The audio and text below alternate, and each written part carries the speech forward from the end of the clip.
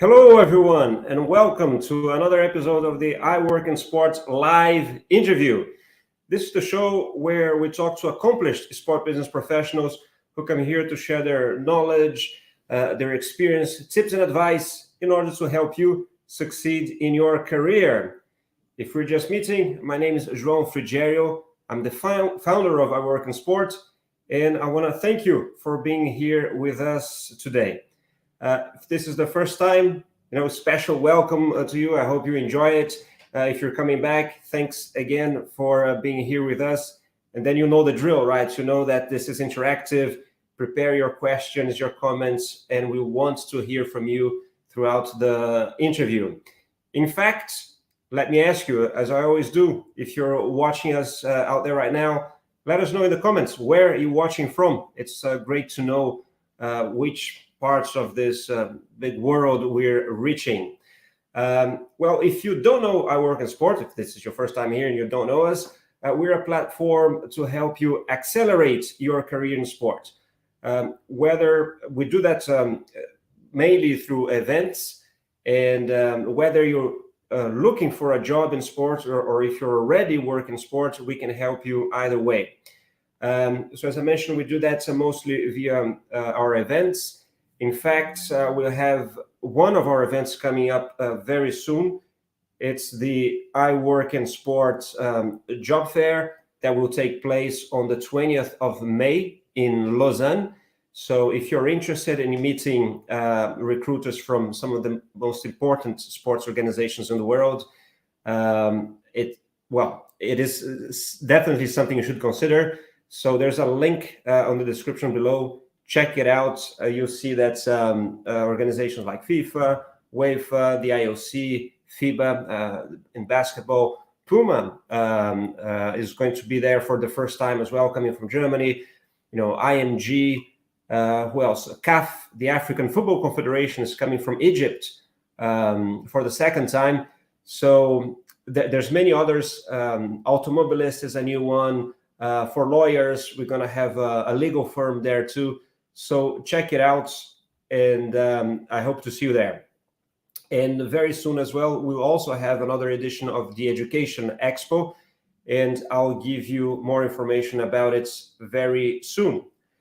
Now, let me introduce you to my guest today. So we're going to talk to Diogo Jurema. He's a longtime friend of mine.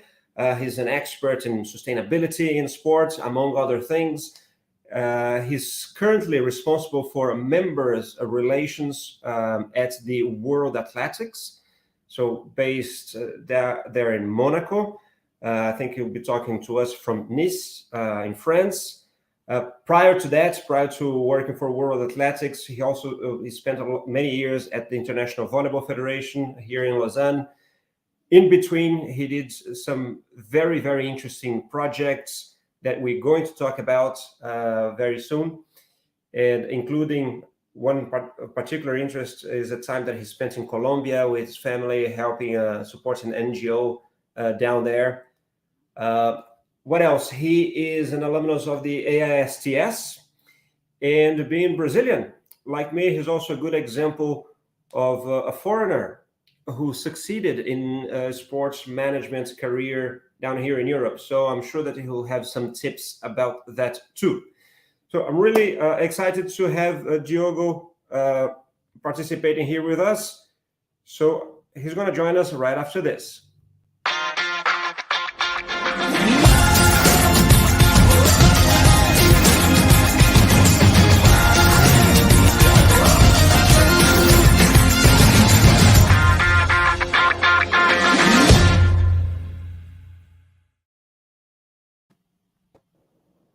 Hello, Diogo. Welcome. Hey, João. Thank you. Thank you for having me over here.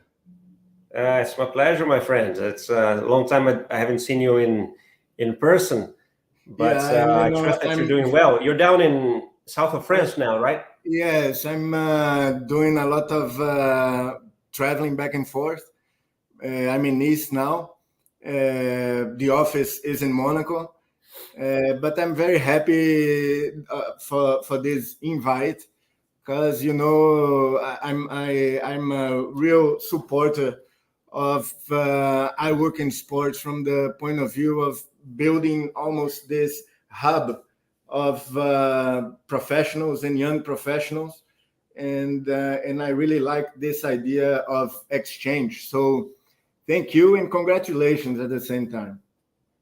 Thank you, Diogo. So before we start, actually, there is already people saying hi from parts of the world. So we have here Constantina Morales. She says she's in Lima, Peru. Hi, Constantina. There's Carlo Vergani in Venice, Italy. There's a friend of ours here, Mario Medeiros. Hello, Marião. Hope you're doing well. There is Erika. How are you? I miss you too, Erika. She's in Barra Bonita with Otacílio. And we have Mariam from Azerbaijan. Wow. We've covered already many different parts of the world. So, there's someone else here. Let's just say hi to Jay in Malaysia. Wow. That's one of the things that I love about doing this show is, people tune in from everywhere. It's great. It feels like, hello, Jay, that we're reaching so many parts of the world. Anyway, oi, Regina, justo in Barra Bonita as well. Let's start with, I normally start asking our guests to give us a short summary of their career. So before we start with a more, specific questions, let us know a bit about your career, how you actually started working in sports, maybe what you studied in college, how you prepared to come and work in this industry. I actually, when I had to go to college, I was not sure what I really wanted to study. I knew that I really liked sports, but I hadn't figured out how to address that as a career. And so I started studying business administration in Brazil, in Recife, my hometown. And during this course, I realized that what I wanted. I realized I almost built at that moment. I think I was 20 years old, João. I built almost like a 10-year plan for myself. And where in my 20s, at the end of my 20s, my goal was to have an established career in sports. I didn't know what that meant at the time. The only term that kind of resonated with me was the idea of sports marketing. Yeah, but I didn't know how much that meant either. So when I drew this path, my idea was, okay, I will study business administration. When I finish, I will do an MBA in marketing. And after I do that, I will have an experience working in sports in Brazil. And towards the end of my 20s, I will source more knowledge and experience in an international academic experience, right? So this was the idea I had. And then what ended up happening was I finished my course, my degree there in Recife. And then I went to Rio. It's another big city in Brazil that I realized that there I would have more opportunities in sports. And I went to Rio to do an MBA in marketing there. And towards the end of this course, I started working for a sports marketing agency in Rio. And we were mainly focused in volleyball and beach volleyball. We had one annual beach volleyball team in the Brazilian league. After many years there, like in the plan, I decided that I needed to internationalize, if we can say this. And that meant that I wanted to look for knowledge and experience abroad. And I started to look for options. and I ended up doing the ASTS program in Lausanne in 2009 when I was in my mid-20s. Yeah. And basically, after that, I think I had a couple of very interesting experiences in consulting. And that was very interesting because consulting is cool in a way because you have different types of projects with different types of clients. You were with the TSC? Yes, exactly. Which now is a BCW. We had BCW, Lars yes. here a few episodes ago, I think last season. All right. So I learned a lot with them, all of them, not only Lars, but Caroline and Greg. So I mean, and that experience was really unique because I could connect with different types of organizations. Yeah, and that almost built my experience to later go to volleyball, and during that time to lead the development department of the federation, and that was a hell of a good ride. How long did you stay there?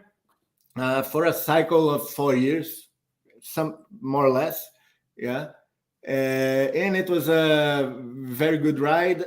After that, I felt like I needed a bit of a reconnection. Yeah, I feel sometimes like we live and work in Switzerland. I feel that we kind of get into a cloud, living in the cloud type of attitude.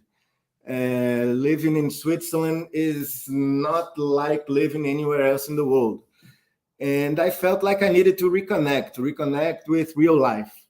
Yeah, with what really mattered, which were the people on the ground doing the real stuff.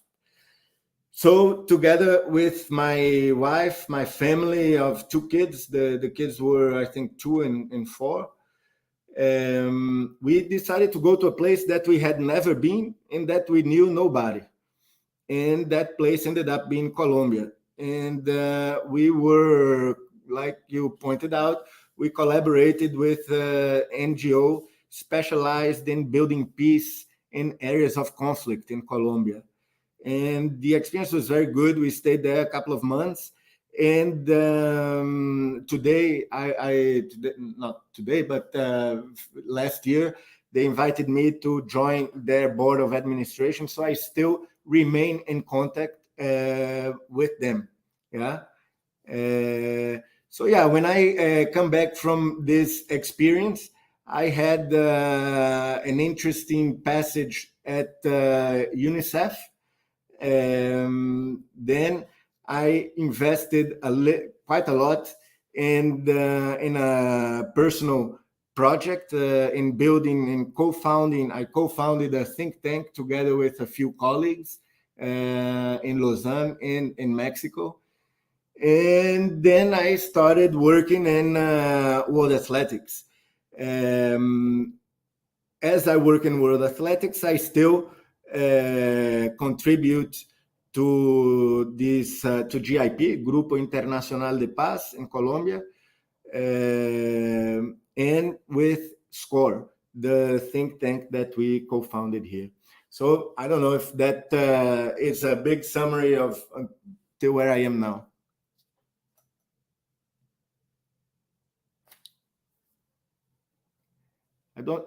I'm not hearing you, João. Sorry, I forget sometimes the mute button here. Anyway, no, that was a very good summary. And there's already some questions coming in. So Regina in Barra Bonita already sent one. We're going to address those questions in a bit. And I encourage you listening, if you already have the questions, please don't be shy. We'll tackle those in a moment. There's a few other people saying hi as well. So we have Jota Cue, I suppose it's Jota in Mexico City. And there's also here Jesus Gomez in Rennes, France. Thanks for being with us. Diogo, I want to talk about what you're doing at the moment at World Athletics, but you mentioned the think tank that you founded in this hiatus between one federation to the other. Can you maybe tell us a little bit more about that? So what is it that you want to accomplish with that? And what is it actually? How does that work? Basically, we wanted to create a space where we could stay intellectually active, and that we could use this space to challenge a little bit the status quo of the sports industry, and challenge dynamics that we find are there for many years, and that for numerous different reasons they don't change. And we believe that we need more discussions, more safe spaces to have discussions that actually address issues that have not been discussed or that are ignored by the mainstream media and forums, etc. So the thing, when we created SCORE, it was really a space for us to explore this topic. So at the end, we have one meeting that we call the SCORE Lab, where we have a very short petit comité type of thing. We are no more than 10 people attending these meetings, and we have a very specific question, and we discuss that question for a couple of hours, and we make publications afterwards. We have a partnership with Sport and Dev, which is a portal specialized in development program in sports, and that's where we publish all the articles and outcomes of the SCORE Labs. We have been selected to do a presentation at the Play the Game conference in Denmark. It's also a conference that will be focused on human rights and the responsibilities of sports organizations with this topic. So for us, members of sports, of SCORE, we are a team of 6. It's really a platform for all of us to stay active intellectually and connected to our industry, no matter where we go or what we are doing. Very good. So just before I jump to the next question, so who are the 6? You and who else? We have a few people from different programs and not from master's programs. So we have Sarah Krumba, who is a FIFA Master alumni. We have Alexandra Volkova, who is an ASTS alumni. We have Gustavo Arellano, also ASTS, working in FIBA. We have Donata Tadia, and we have Pablo, who is based in Mexico, who has a very interesting program there with targeting athletes. So this is us. We are our president is Philippe Furer, and it's someone who gives us a lot of guidance and good directions to help us stay relevant, stay on relevant topics. Very good. So yeah, I think I know all of them. So yeah, saying hi to them too. So Diogo, let's talk about now your job now at World Athletics. Can you explain to us more or less what is it like? I work in member relations unit. Yeah, it's a unit that is responsible for all 214 member federations of athletics. In this context, we have our scope is basically working with grants. It is working with a annual report that members are obliged to submit. It's working with member relations, developing these relations, being close to these members. So I would say these are the three main things that I end up touching. What does that mean practically? Yeah. So, for example, in the context of the grants, we are working with we have been developing for a few months a grants management platform to allow us to streamline this whole process and also get better insights as to how members are actually using the grants to which type of projects and with what kinds of outcome. Yeah.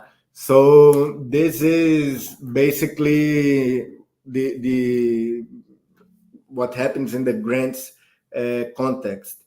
The annual report, it's like I said, it's a member obligation they have to submit every year. And for me, this is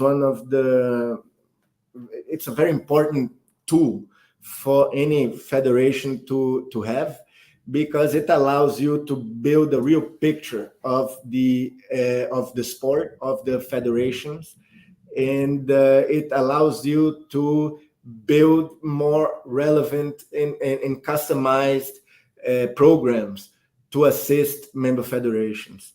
Yeah. So it's basically this means that there's a period. It was actually until the 31st of March where members need to submit. Yeah.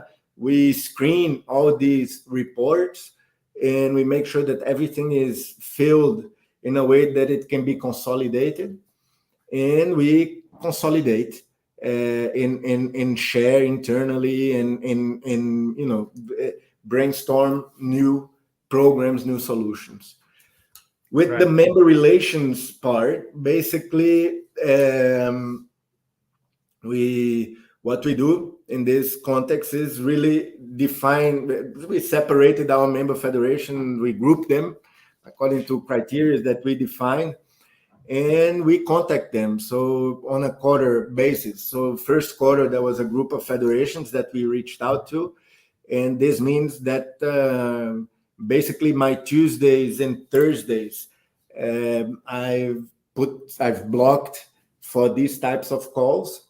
Yeah, these are calls that take about an hour.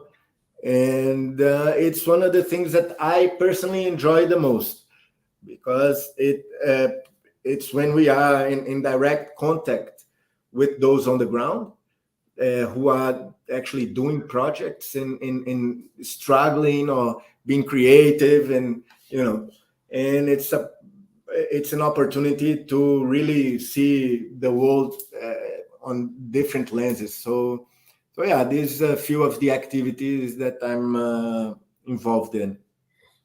Very good, very good, Diogo. So, and you, how many people are in this unit then? Because you have to deal with over 200 other national federations in athletics.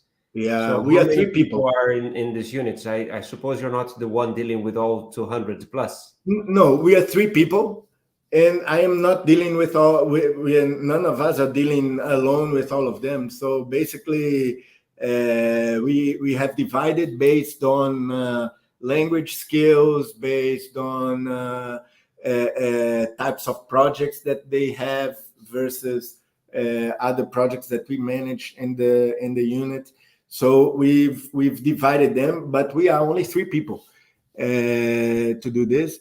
Even if the department is a bit larger. Yeah, the department, we are about 8 or 9, but in the unit we are 3. And then our responsibility as well is also to try to distribute the knowledge that we acquire from these calls. For example, we need to reach out to a colleague internally, if it's the case, to give some feedback that might be relevant for his or her operations in their corresponding function. Yeah. So there is a lot of conversation and a lot of channeling of insights. Good.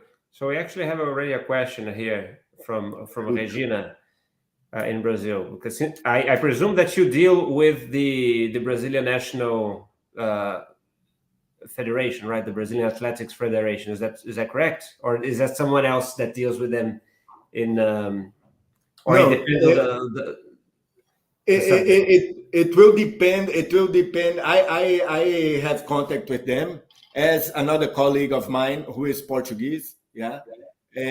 So we are both in touch. But yeah, I'm very much. It was me going through their annual report, for example.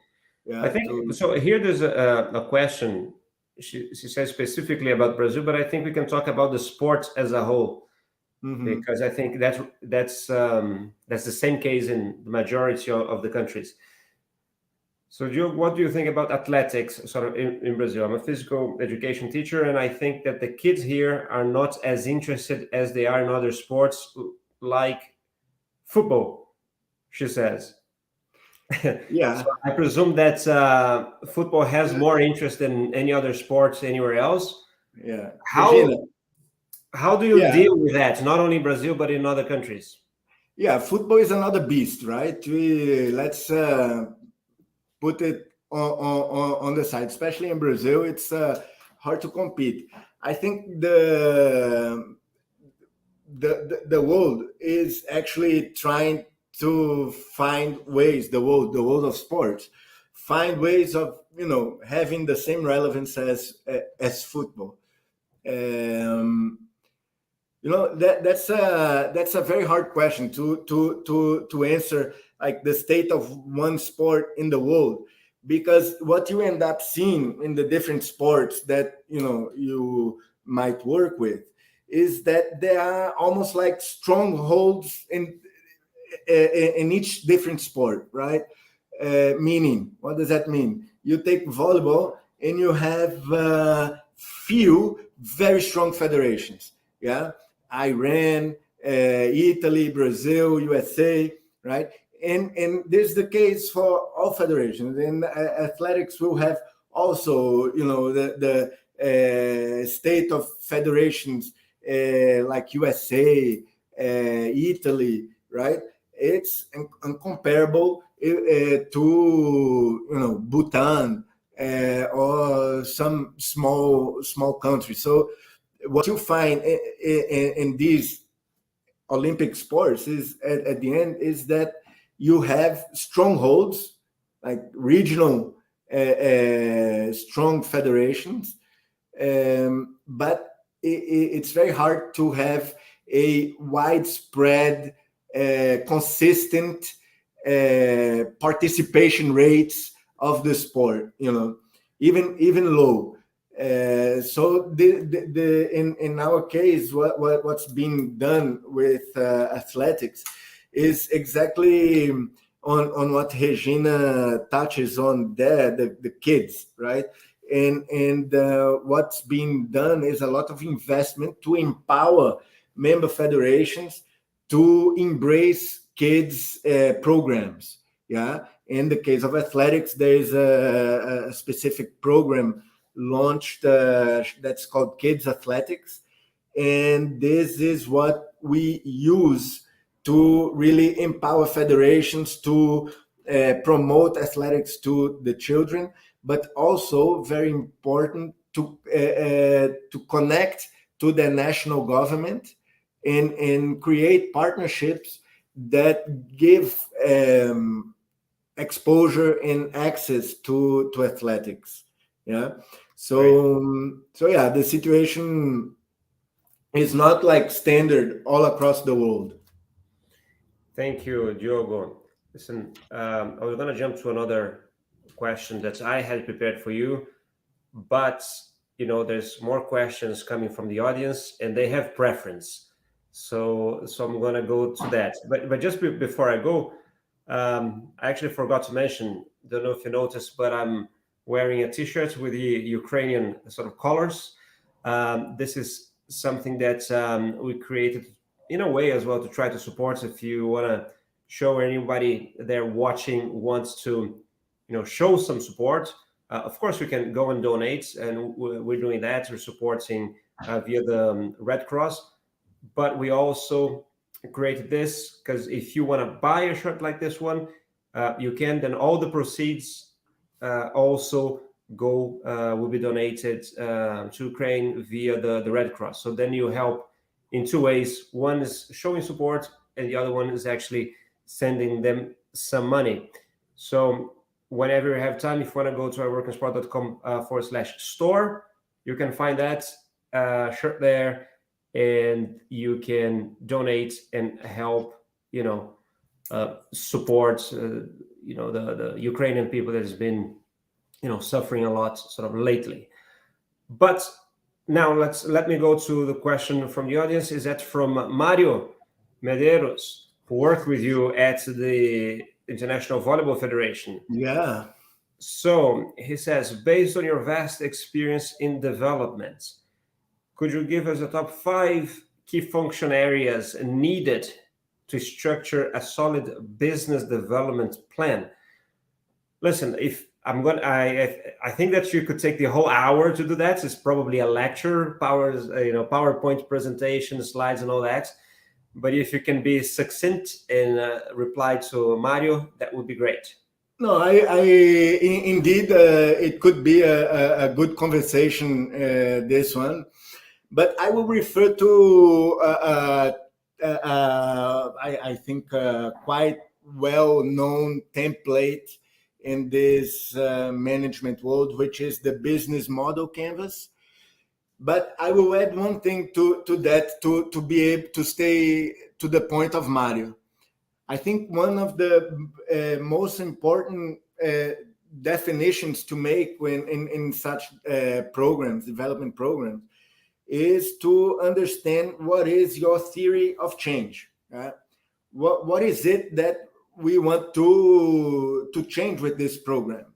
What social indicator or social dynamics or whatever. What is the theory of change? And this will be the core of everything else that we do, right?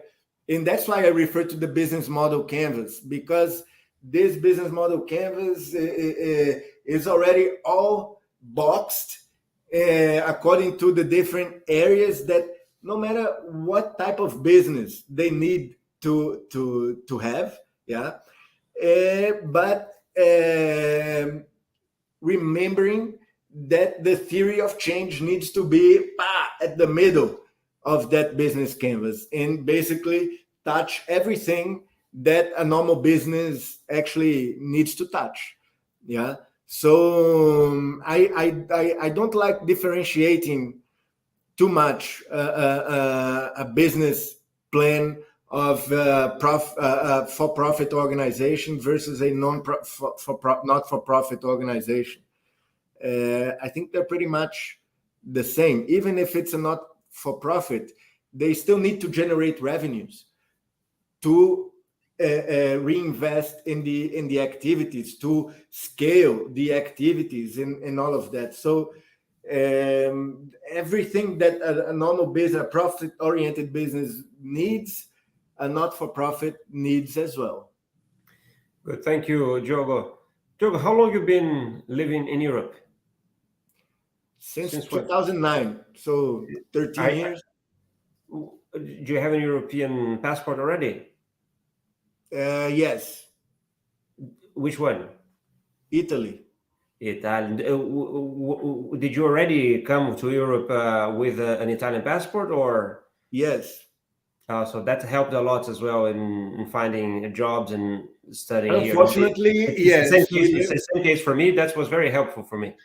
No, it is helpful for everybody. It's unfortunate that a piece of paper gives you this possibility. We are still living in a world with borders and where people cannot freely circulate. But this was something that I believe was helpful for me to get the papers that I needed in Europe.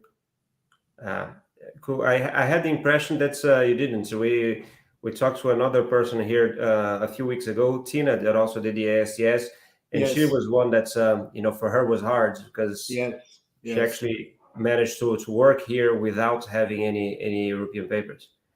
Yeah, that's the Mario says sends a message to you. Fantastic, thank you. Your guidance goes beyond simply focusing on financial aspects. Congrats.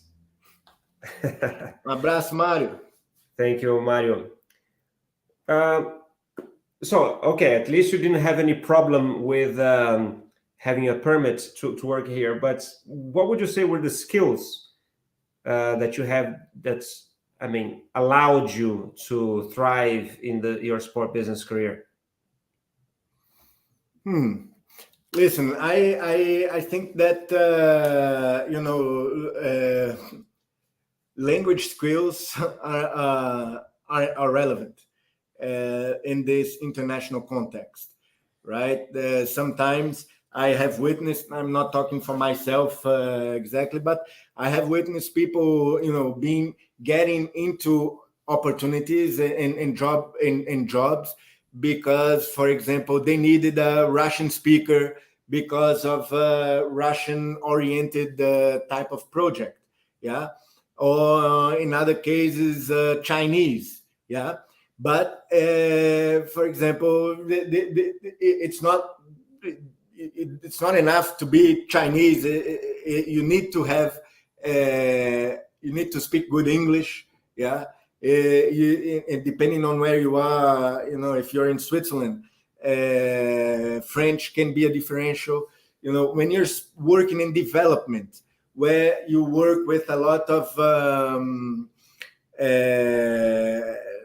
different profiles of countries, different languages is also important. I tell you that for me, like I said, I'm having phone calls every week with several member federations, and it's for me to have a call with Mozambique, Angola, that speak Portuguese, it's really helpful for them, and they open up in a different way. Yeah, if when I have to speak with Japan, Malaysia, not Malaysia, I guess they speak good English, but in China, yeah, it can be quite hard to get the conversation going.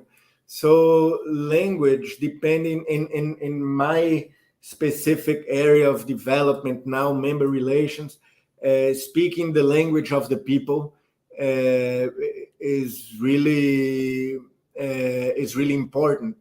And then there's the experience, because even though but you can say, but a new professional, it's normal not to have experience in tarara, but the experience, you can acquire it before you actually even finish your university, right? And that's why I want to highlight here to your audience the idea of volunteering in sports events. You build your profile for what you want to do much before you are even in university, or while you're still in university. You can go volunteer in all types of sports events, in all different types of functions. Okay, so if you come, and I have witnessed this, very young professional, but who had volunteered in one Olympic Games, all right, depending on what you are applying for, that volunteering experience might be more valuable than a full year working experience elsewhere. Yeah, definitely. This is certainly something I recommend to a lot of people as well. Mario, who participated here, has a history of many volunteering gigs. I actually met in 2006 while he was a volunteer. But although I recommend that, I give that as an option to many people, I don't have that experience. I don't think I've volunteered in small, very local things linked to schools, and even organizing our sort of own events, but very small ones, not such big events. Have you volunteered? Yes. Which one was your favorite? To stay with this with our friend Mario, I will say Berlin 2009. It was the World Championships of Athletics. Coincidentally, I'm reconnecting, but it was a very fun experience because of where it was, and the type of volunteering job that we had. We were responsible for a few teams, and it's funny that some of these teams, some of these nations, I'm in contact today, and it's very good to do the full circle. So yeah, I think the World Championships of Athletics in Berlin 2009 was for me quite special. Cool, thank you. Now, so you've been working with sports for over 15 years. What would you say was your biggest challenge? I mean, maybe biggest difficulty that you faced, and how did you overcome it? Challenge, I think I think the very first one that I remember, it was the first one that came to my mind now when you asked, was actually I think the biggest fuck up of my career. Pardon my French. I'm gonna have to beat. Go on. But basically, I was in Angola. I was working for the Cup of African Nations in 2010, and I was in the ticketing team, and it was so hard, João, because they basically made us manage the whole ticketing operations through an Excel file. and I can't do it with Excel file only, even like my event here at the Swiss Tech for like 300 people. Can you imagine? No, it was something, in a lot of pressure, a lot of change, things that work on a different rhythm, etc. And then you need to distribute tickets and then go back to the Excel to update. Oh my God.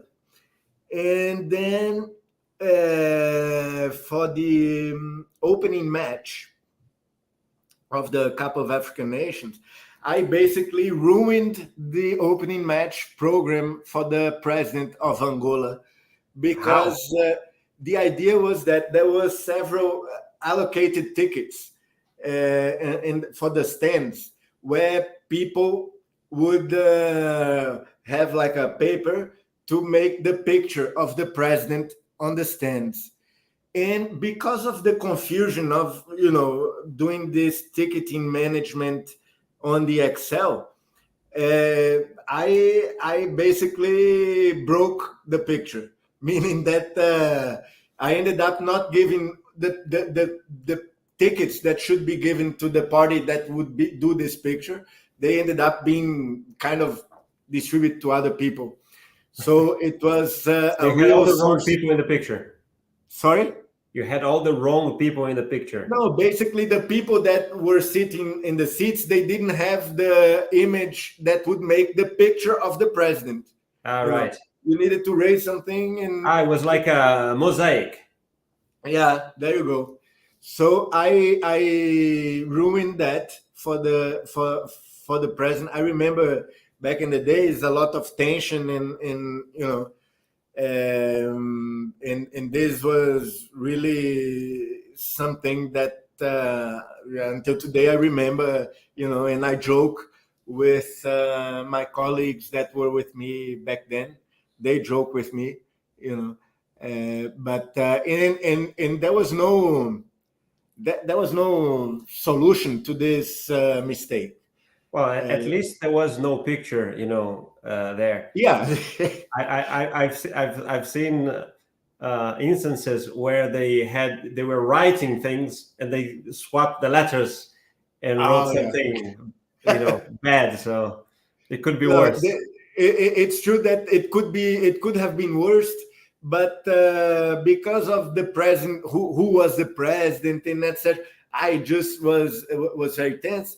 But then at the end, how do you solve such thing, right? There is a lot of conversation with organizers, with the organizing committee, to explain and try to manage the reaction. So yeah, this was something that got me very, very tense.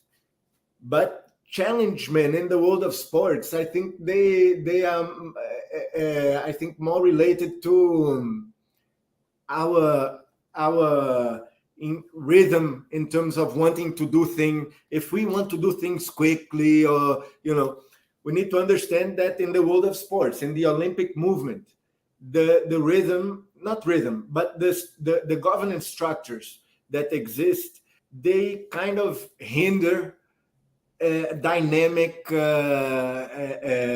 solutions and innovation. Yeah.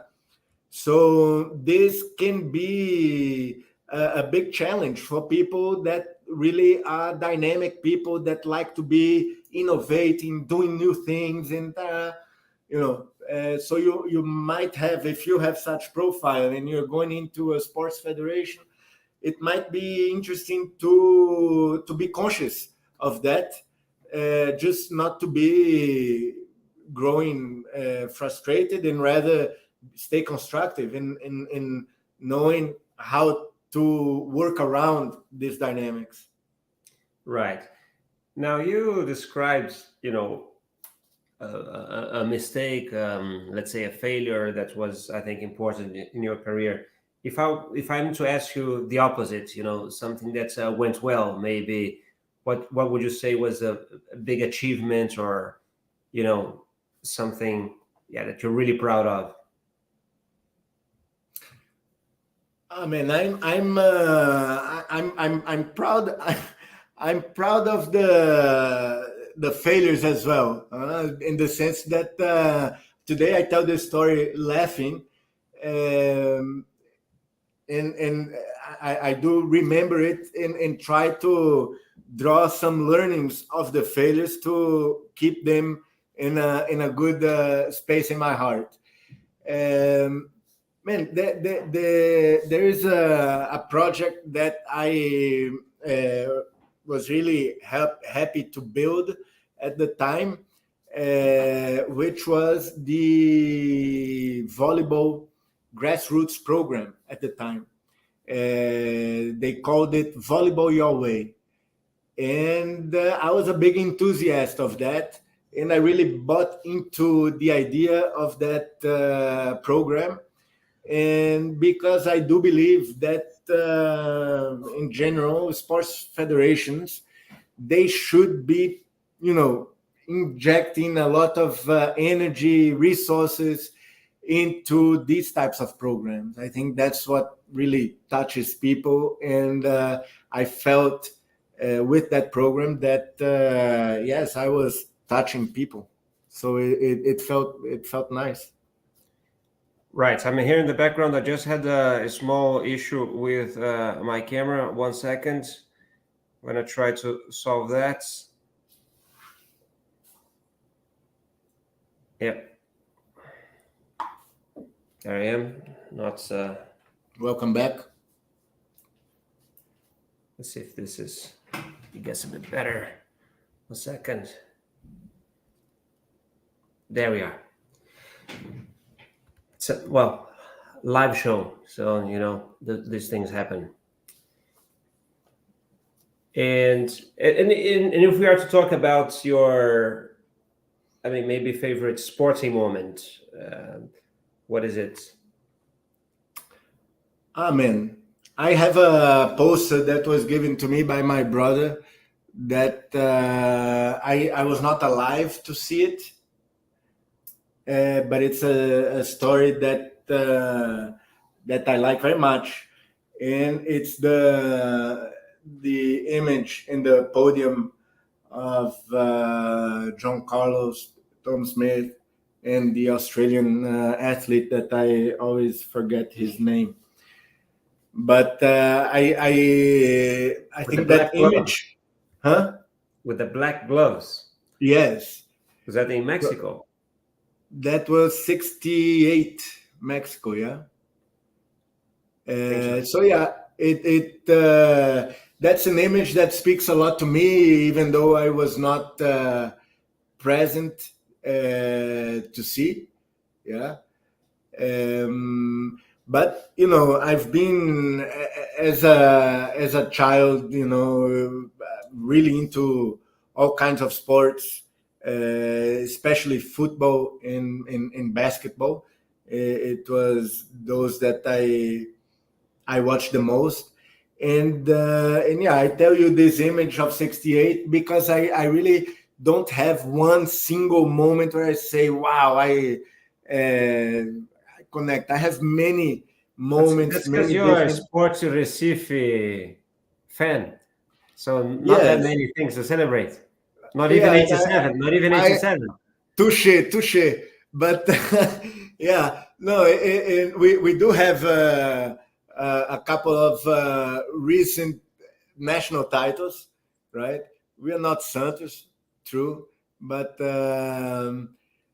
yeah, I'm a guy. For example, my mom would take me as a child to watch, the worst state league games to make sure that sport would win and that I would come out of there positive. And even Happy. those games for me, I remember, you know. So for me, sporting moments is really a combination of nice experiences where I'm always not alone, right? So that's what's cool for me when I remember these sporting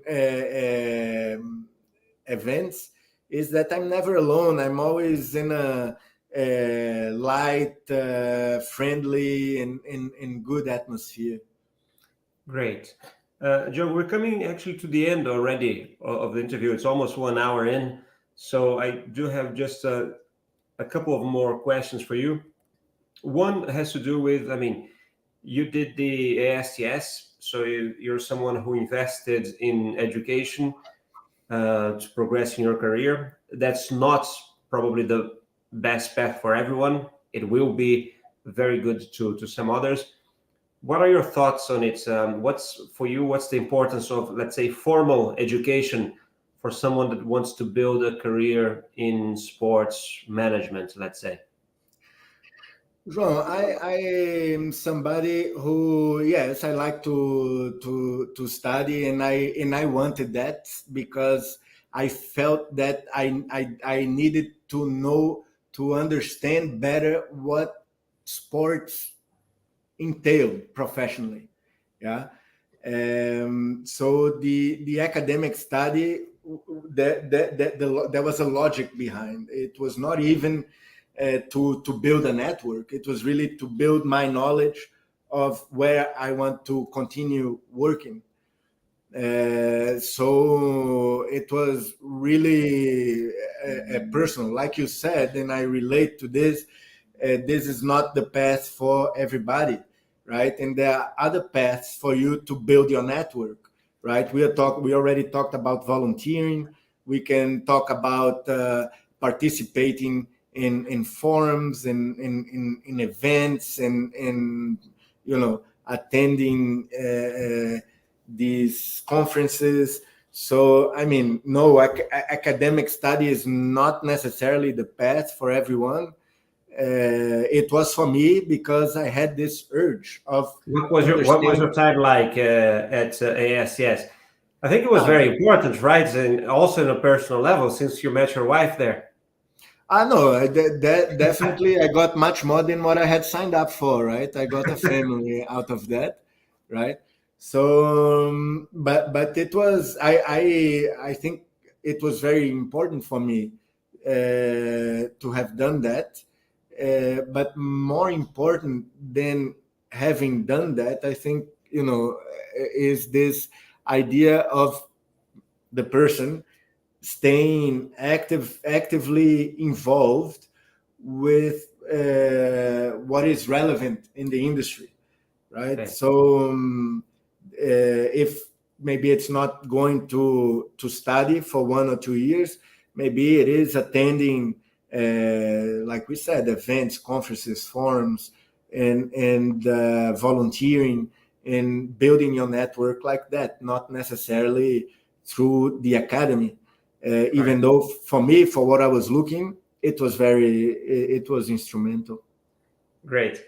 Let me ask you, do you need to finish at 7 sharp, or do you have a few more minutes? No, I have a few more minutes. So I'm going to go to one question that came in from Alok Bao. Alok, let us know where you're watching from. He says, thank you. So please, can I have some guidance regarding a career in sports management? Currently a doctor and in training in sports medicine. How can I combine that with to break into the sports industry? And he continues, currently waiting to start my role as a deputy venue medical manager at the CW Games, Commonwealth, I presume. Mm-hmm. It will be my first experience. What should I look to gain from this to help start a career in management? All right, so he already has a gig at a big event. How he can use that to kickstart his career. He's in the UK, by the way. Thanks, Alok. And look, you have already started building your transition. We spoke about volunteering, and you have this role in the Commonwealth Games. I tend to say that organizing committees, they are the real deal in terms of doing the operations. So usually people who have organizing committee experience, they can not easily, but it's common to connect, to transition to the international federations. Right. Look, all international federations have a medical or health department. In addition to that, you have organizations like the International Testing Agency, the WADA offices, in regional offices. So these are just a few of the options that you could have in trying to take your medical career to sports. Yeah, I think what I would add is, take the opportunity that is there. You will be in contact with a lot of people from other areas as well in that event. It's a great place to network, right? And get to know people. You will make sort of friends maybe for life. I met Diogo when he was studying here, but maybe you miss it, but we had a common friend of ours participating, Mario, is someone that I met at the World Cup in Germany in 2006. I was working for FIFA. He was actually volunteering there, and we became very good friends ever since. He was a great example of an ultimate, networker. So he took his opportunity there and got to know a lot of people. Do that. The sports industry is actually very small, so it's a great place to build relationships. You have same interests. You're passionate about the work you do. So take that opportunity to do that. Enjoy being there and use the time to make friends and good connections too. Now, last one, Diogo, I know they're very into podcasting. You even had your own podcast for a while with a group of friends. I would like to know if there's one or two or some that you would recommend right now, but also talk about quickly about your experience in podcasting, if you want to go back to that. Mm-hmm. And then I always end asking someone our guests to recommend a book. Mm-hmm. So you can recommend any book except Open, which is the autobiography of Andre Agassi, because that was 3 in a row here, and I already just read it because it was recommended too many times. So, it talk is a about good book, no? podcasting first, and then the book later. Yeah, I think I really enjoyed the podcasting project, and I would really like to bring another version of that back to life. I still encourage those that have not maybe listened to a few of the episodes, go look for it somewhere in Spotify. It was the Sportworks podcast. And yeah, I like podcast because I think that it's the new way of going deep into certain conversations. I don't like 15-minute, 10-minute podcast. I like at least 1 hour type of podcast. So Yeah, you're enjoying this? yeah, very much. Because then you can go a bit deep on the issues, and not it's not and there's some exchange. It's not so scripted. Yeah. Definitely. So for me, I do enjoy very much, and I consume different kinds of podcasts. So I'll tell you a few that I follow myself. There is one that's called the Good Sports podcast. This they don't update very often, but they have a lot of material there from the past. It's something that sometimes I listen to. There's another podcast. This one I strongly recommend to everyone. It's called Edge of Sports by an American journalist called Dave Zirin. And it's really cool because he's really talking about a lot of politics around sports, and I take a lot of pleasure in that. There is another podcast that I listen to, so US, and I'm a podcasting type of guy, you know. There's another podcast that I find interesting, and even though it's not a 1 hour one, it's a shorter one.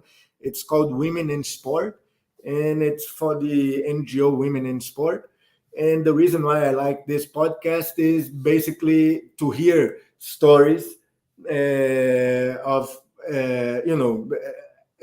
from a very unique angle. It's the angle of women, of young mothers, of teenage girls that do not have access to practice the sports they want to practice.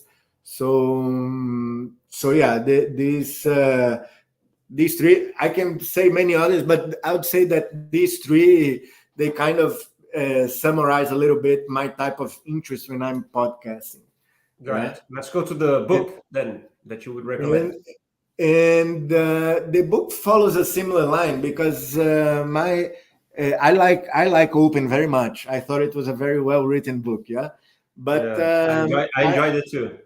But when it comes to sports, I have few copies of a book called Power Games: The Political History of the how they call it, a political history of the Olympics. That's how they call it.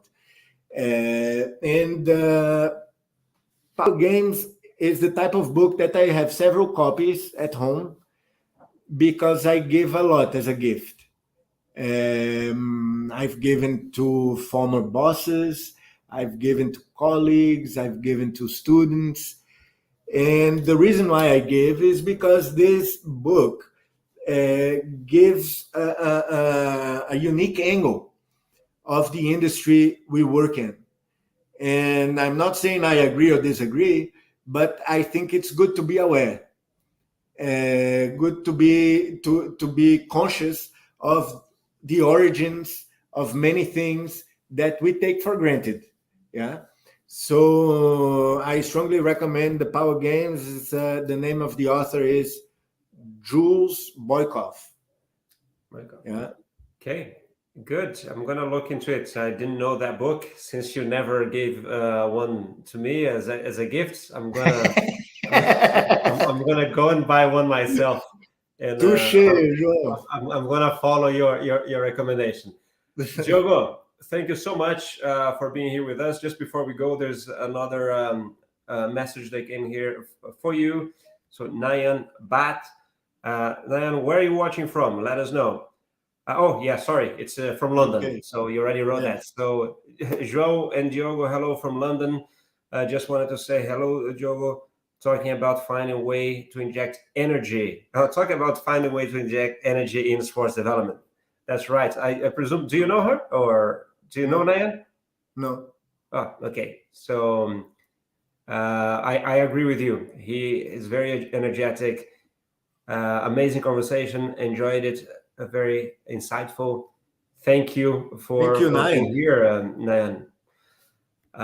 Participating and making this more interesting as well. So, to be frank, there's two things that I really love about doing this. One is the guests, listening, learning, but also I really enjoy people participating from all parts of the world, and so they come in with very different questions.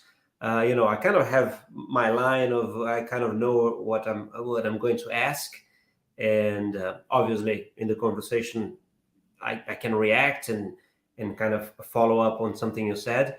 But it's really interesting when there's questions that come that completely different from anything that I have thought. So thanks to everyone there participating.